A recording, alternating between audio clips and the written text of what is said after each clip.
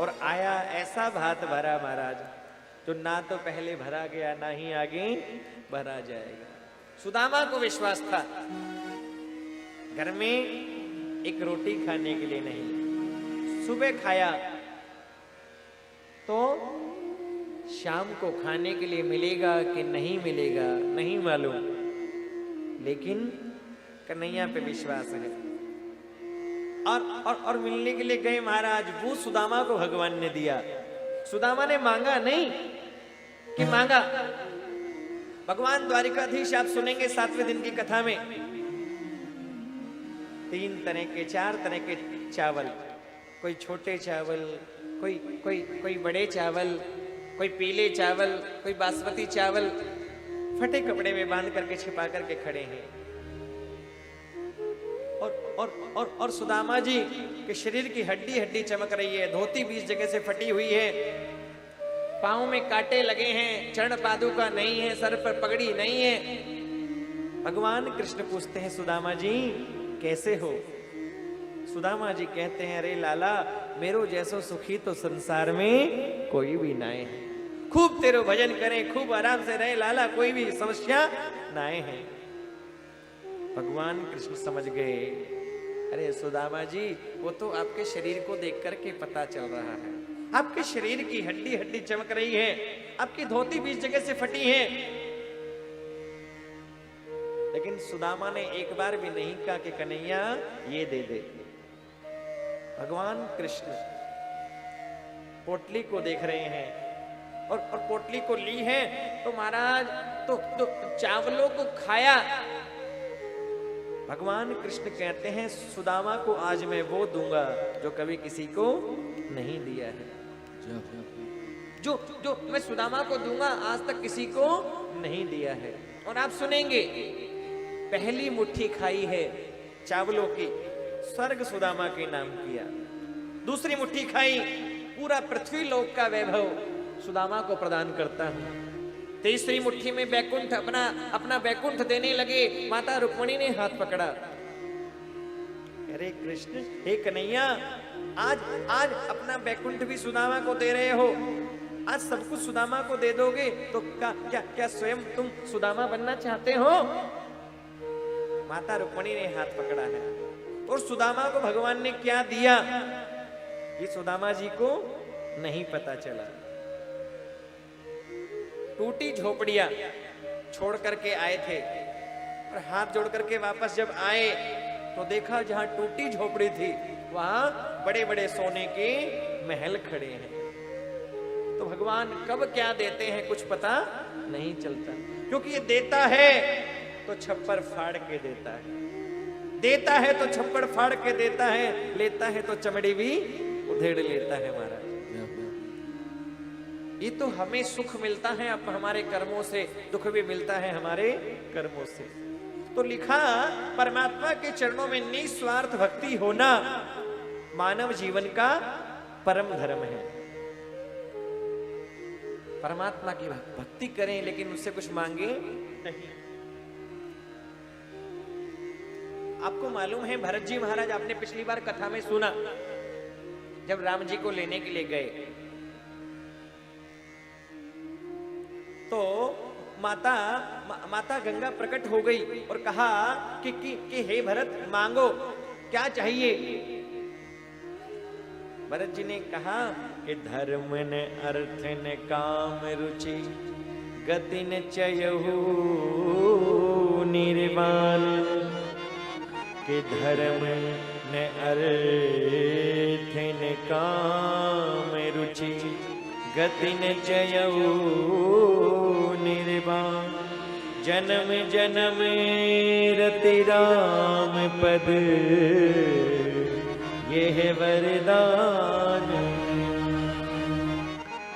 मुझे धर्म नहीं चाहिए जिस धर्म के पीछे हमारे पिता एक बार भी बोल ना सके, राम तुम वन को क्यों छोड़ करके जा रहे हो? मुझे अर्थ, मुझे साम्राज्य नहीं चाहिए, मुझे काम नहीं चाहिए, मेरा मन मेरे प्रभु के चरणों में लगा रहे, यही मेरे जीवन का परम धर्म है। किसी भी तरह से मन परमात्मा के चरणों में लग जाए। ये मानव जीवन का परम धर्म है।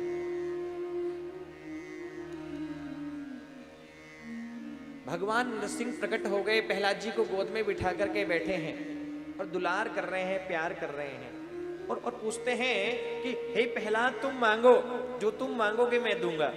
तुम ब्रह्मा बनना चाहो ब्रह्मा बना दूं, इंद्र बनना चाहो इंद्र बना दूं, तुम कुबेर बनना चाहो तो मैं कुबेर बना दूं।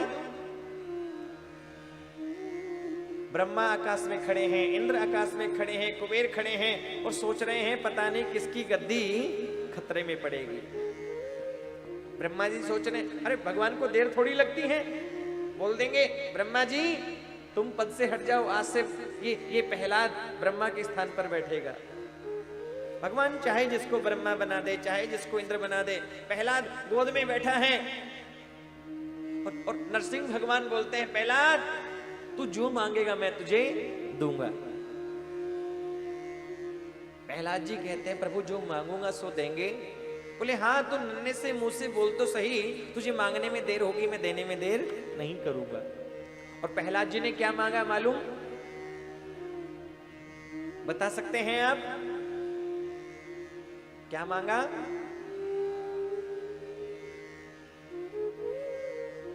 सुनिएगा कि यदि राशीष में कामन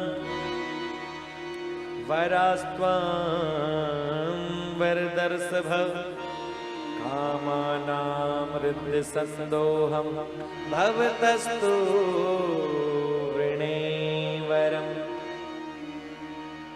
हे प्रभु देना हो तो ये वरदान देना। क्या? बोले देना हो तो ये वरदान देना कि आपसे ब्रह्मा जी आकाश में खड़े हैं, कहीं मेरा स्थान तो नहीं दे देंगे। इंद्र खड़े हैं, कुबेर खड़े हैं, कहीं मेरा पद तो नहीं दे देंगे। और प्रहलाद जी ने मांगा क्या? हे प्रभु देना हो तो ये वरदान देना कि आपसे कभी मांगने की कामना ही मेरे मन में ना आए। देना हो तो ये वरदान देना। प्रहलाद जी को नरसिंह भगवान ने गले से लगा लिया, जीभ से चाटने लगे। हे प्रहलाद तेरा जैसा भक्त पाकर के मैं धन्य हो गया, तेरे जैसे भक्त को पाकर के मैं धन्य हो गया। और तेरा जैसा भक्त जिस पीढ़ी में जिस कुल में जन्म ले लेता है, अरे उसकी तो 21 पीढ़ियों का उद्धार हो जाता है, उसका कल्याण हो जाता है। प्रहलाद जी को गले से लगाया। तो कहते हैं हमें पूजा तो करनी है, पाठ तो करना है, भजन तो करना है, कथा तो सुननी है, लेकिन प्रभु से मांगना कुछ नहीं है, क्योंकि मांगेंगे तो वो मिलेगा, नहीं मांगेंगे तो ये सब कुछ दे सकते। अरे ये बताओ, जब वो भगवान है तो उसे पता नहीं कि हमें क्या चाहिए? क्यों मेश जी, है ना? या तो वो भगवान नहीं है यदि उससे हम मांगते हैं तो, और जो भगवान है तो उससे मांगना ही क्या है? उसको मालूम है हमारे लिए क्या अच्छा है क्या बुरा है, उस पे छोड़ दो। भजन तो बहुत बड़ा है लेकिन समय कम है। ये तो भाव बताने के लिए है, प्रभु पे सब छोड़ दो कि प्रभु तू जाने तेरो। सौंपना चाहते हो ना? नरसिंह ने छोड़ दिया, नरसिंह जी ने छोड़ा सांवरिया सेठ, तू जाने तेरो काम जाने। सुदामा जी ने छोड़ा, द्रौपदी ने छोड़ दिया। भरी सुबह में दुशासन माता द्रौपदी को लज्जित करना चाहता है, साड़ी खींच खींच के हार गया, लेकिन माता द्रौपदी को लज्जित नहीं कर पाया। माता द्रौपदी हे नाथ द्वारिकावासी जब छोड़ा तो कहते हैं सांवरिया सेठ वस्त्र के रूप में, साड़ी के रूप में आया है, और पता नहीं चला दुशासन साड़ी खींच खींच के हार गया, माता द्रौपदी को लज्जित नहीं कर पाया। पता नहीं चला कि साड़ी बीच नारी है कि नारी बीच साड़ी है, साड़ी ही की नारी है कि नारी ही की साड़ी। द्रौपदी ने छोड़ा, प्रभु ने लाज बचाई है। सुदामा ने छोड़ा, वो प्रभु ने दिया जो कभी किसी को नहीं दिया। नरसिंह ने छोड़ा, और महाराज ये सांवरिया ये भात की चिट्ठी आई है, ये मायरे की चिट्ठी आई है, तू जाने तेरो काम जाने। और महाराज ऐसा भात भरा, ऐसा भात भरा। कैसा विजय भैया? कैसा भात भरा? ठाठ कर दिए महाराज। ना तो ऐसा भरा गया और ना ही आगे भरा जाएगा।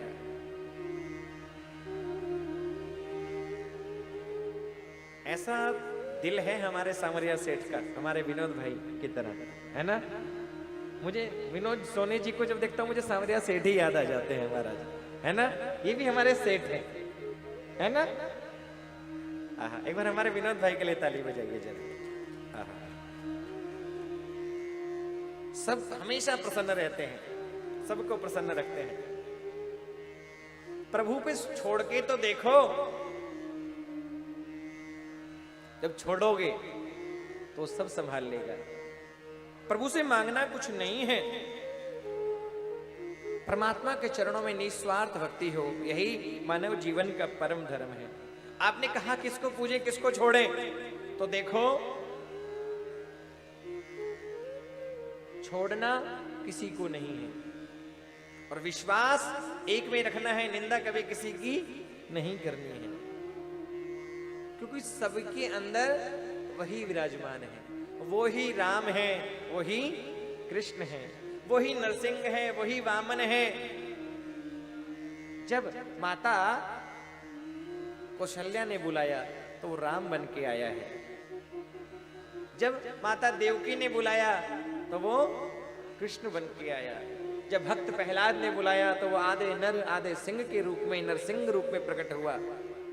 जब देवताओं ने बुलाया है, त्रिलोकी को राजा बलि ने छीन लिया, तो वो वामन के रूप में आया है। विश्वास एक में रखो, निंदा कभी किसी की मत करो। हम क्या करते हैं, हमारा विश्वास डगमगा जाता है। एक को पूछते हैं, एक को छोड़ते हैं, एक को छोड़ते हैं, फिर दूसरे को पूछते हैं, फिर तीसरे को छोड़ते हैं, फिर पांचवें को पूछते हैं। विश्वास हमेशा एक में रहना चाहिए कि तू जाने तेरो। हे प्रभु, ये हमारी समस्या है, ये हमारा काम है, और उसे बताने की भी जरूरत नहीं है, यदि उसे भगवान आप समझते हो।